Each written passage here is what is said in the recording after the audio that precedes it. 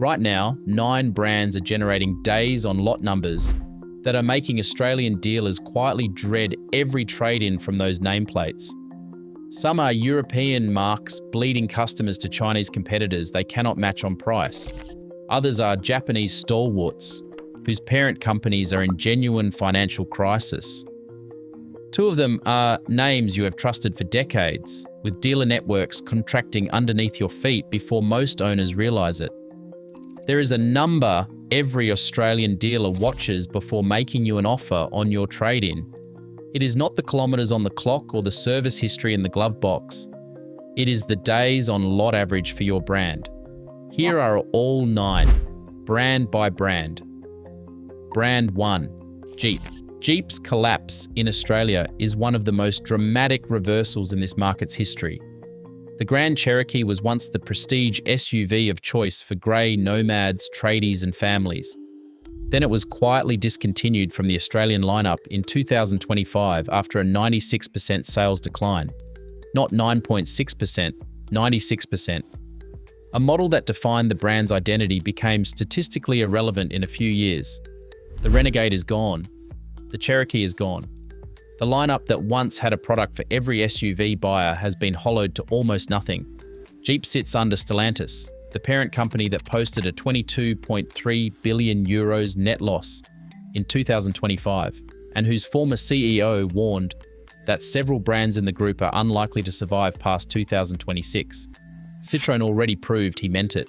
Jeep is next in line, and every owner of a Grand Cherokee or Compass is already feeling it at the trade encounter. Brand 2, Fiat. Fiat Australia in 2026 is not a car brand in any meaningful commercial sense. The 500X is gone.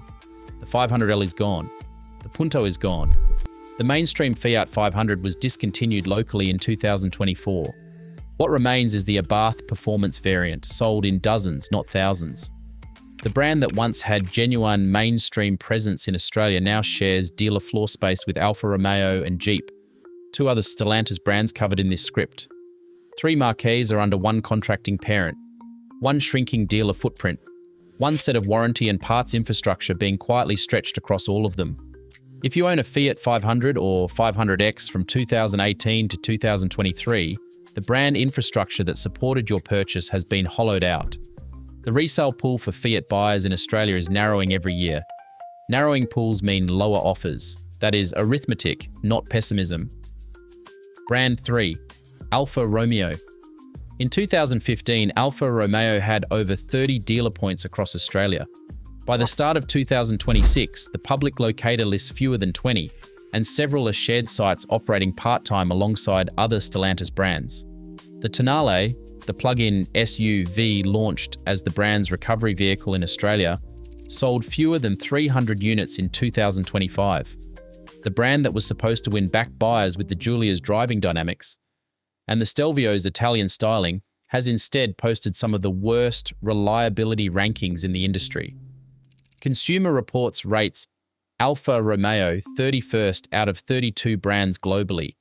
The only brand ranked worse is Maserati, also a Stellantis marque. A 3-year-old Giulia depreciates 65 to 70%. That is among the steepest in the industry. Dealers know these numbers. They factor every one into the offer they write down and slide across the desk.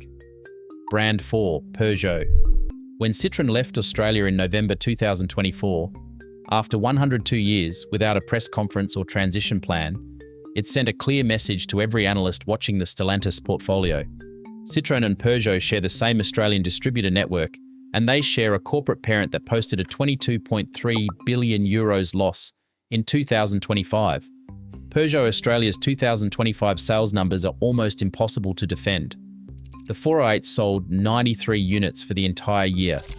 The 308 sold 88. The 508 sold 64. In the first quarter of 2026, Peugeot Australia sales were down a further 31.4% year-on-year. Toyota sells more Hilux utes in a single week than Peugeot sells across all models in a full quarter. Peugeot Australia is not generating the volume that justifies a full dealer and parts network. The question is no longer whether the numbers make sense. The question is when corporate acts on them.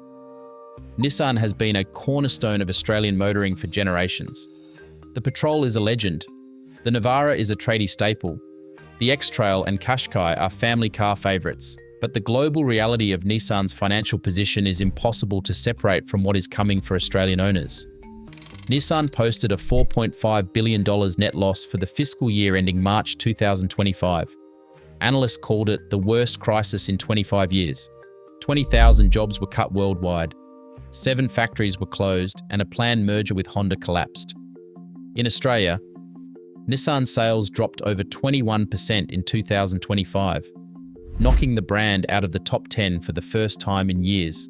In March 2026, the Pathfinder and the Duke were discontinued, ending a combined 62-year run in Australian showrooms. The updated Leaf electric vehicle, expected in 2026, was deferred indefinitely. When a brand is executing its worst global restructuring in a generation, it does not protect its smallest markets, it minimizes them. Brand 6, Mitsubishi. In January 2025, Mitsubishi Australia delivered what automotive journalists called a massacre. In a single announcement, the brand axed the ASX, the Eclipse Cross, the Eclipse Cross plug-in hybrid, and the Pajero Sport. 4 models were gone because re-engineering them to meet Australia's new autonomous emergency braking requirements was described by the Chief Executive Officer as not commercially feasible. That phrase tells you everything. It means Mitsubishi assessed the Australian regulatory environment, looked at the investment required, and decided this market was not worth it. Then the Chief Executive Officer resigned. Mitsubishi Australia sales fell 17.9% in 2025. Replacement models are arriving, but several are RE-badged Renault products, not genuine Mitsubishi engineering. The capture sold under a Mitsubishi badge is not the same commitment as a purpose-built product. Dealers trying to explain that distinction to trading customers are having a difficult quarter. Brand 7, Honda. Honda's Australian story is one of strategic, self-inflicted damage that rivals anything on this list. In July 2021, Honda forced its entire Australian dealer network onto a fixed-price agency model. Dealers became agents, and the brand controlled price, margin, and customer experience. By 2025, Honda's Australian sales had fallen from over 43,000 in 2018 to under 15,000, a 65% decline in 7 years. Long-standing dealers walked away publicly and several pursued legal action.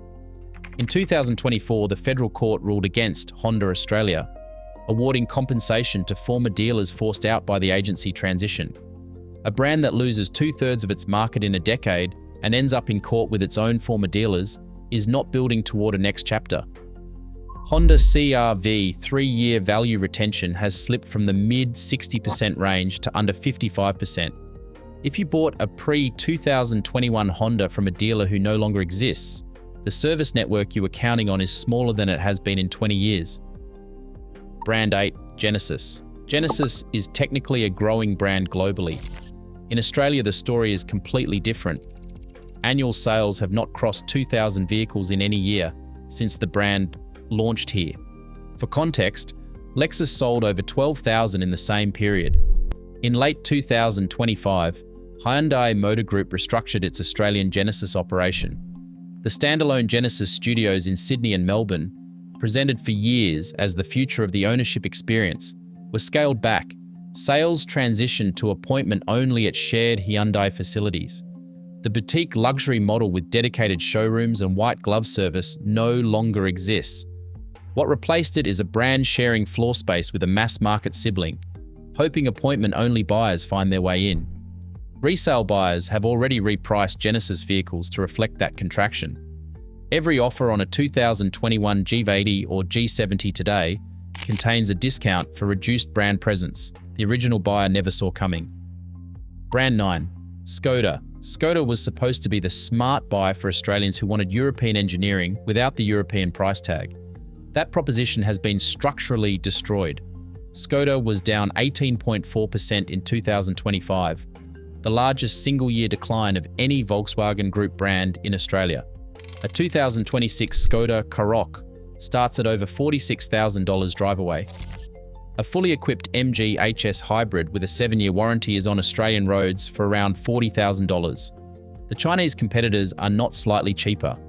They are comprehensively cheaper, with longer warranties and improving quality scores. Meanwhile, Skoda's DSG gearbox, mechatronic failures and repair bills of $3,000 to $4,000 remain in every informed buyer's research folder. Fewer buyers means fewer trade-in buyers for used stock, so dealers write lower offers on every Skoda that rolls in. The value brand that became too expensive to justify is now caught between a floor that has dropped out and a ceiling that will not budge.